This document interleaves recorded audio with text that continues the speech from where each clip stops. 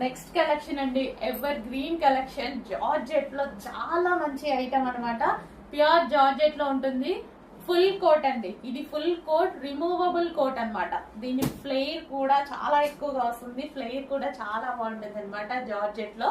So inner part కూడా మనకి georgette frock వస్తుంది, స్పెషల్ గా జార్జెట్ ఫ్రాక్. అండ్ దీని మీద వచ్చేసి రిమూవబుల్ ఫుల్ కోట్.